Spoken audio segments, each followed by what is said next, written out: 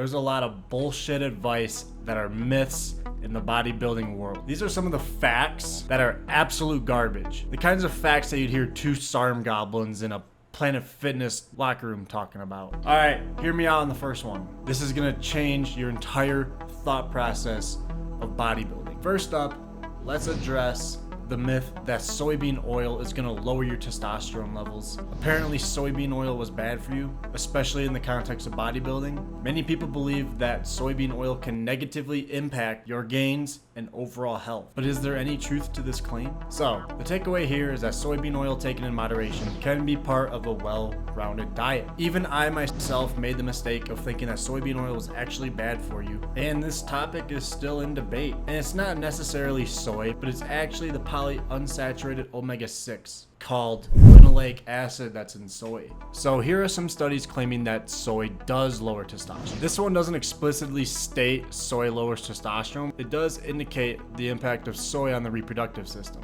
This was in 2012, which is an old study.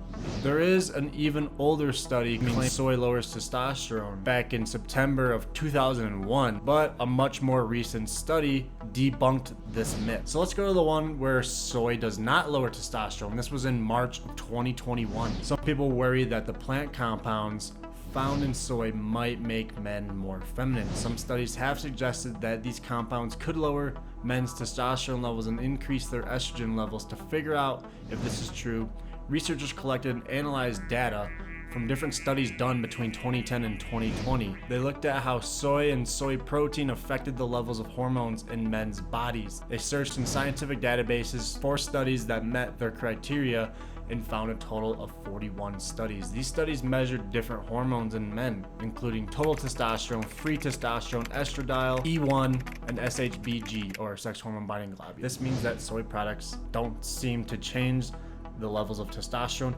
estrogen, or other related hormones in men's bodies. It's also important to note that linoleic acid was originally used as heavy machinery lubrication in the early 1900s. And now we're eating this stuff like it's normal. So doesn't that sound like a red flag? That's why I'm kind of still staying away from soybean oil.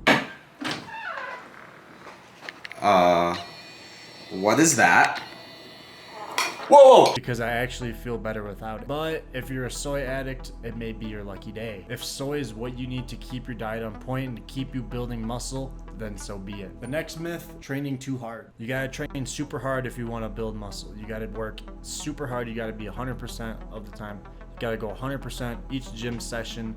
You gotta train extremely hard if you want this stuff to work. Not necessarily. This myth is the belief that you can never train too hard, and you probably heard it before. The idea sounds very motivating. You gotta push yourself to the absolute limit all the time, but here's where the myth lies. Pushing yourself to the brink of exhaustion every single workout might actually hinder your muscle growth rather than helping it. When it comes to training, balance is truly the name of the game. Working out with high intensity is undoubtedly very important, and yes, you can train extremely hard, but constantly pushing yourself to the limits, going hard 2 hours a day with 30-second rests, 60 to 70 sets per day, 7 days a week, that is not ideal. It can also increase your risk of injury, and you can even give yourself overtraining syndrome, or OTS. So here's the science behind it. Muscles need time and recovery after being broken down. If you're constantly hammering away without allowing ample recovery, you're essentially hindering their ability to grow. Instead of focusing solely on going all out every time,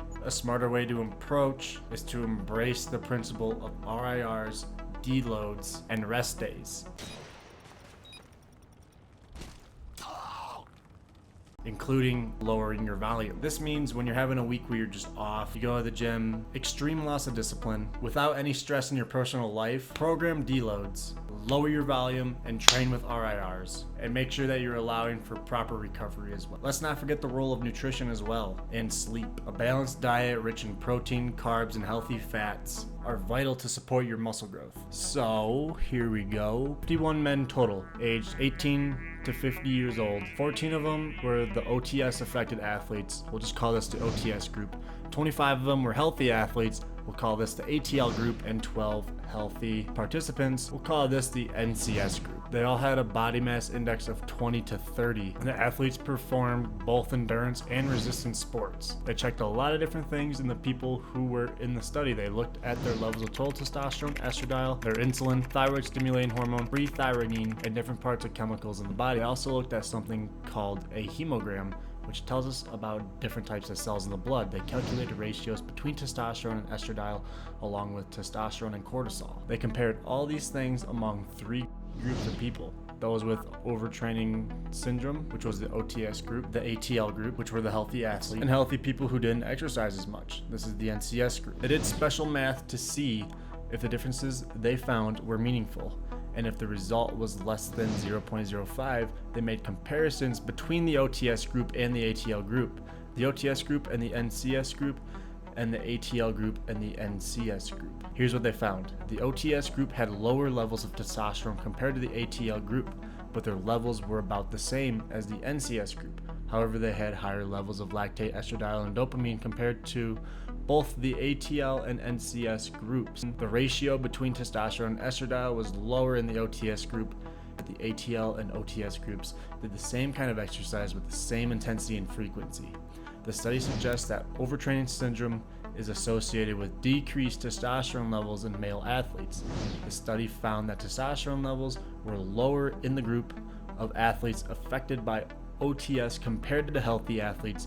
Additionally, the study observed an altered testosterone to estradiol ratio and other psychological changes in response to overtraining. So with that being said, if you're overtraining too hard, you're actually lowering your testosterone.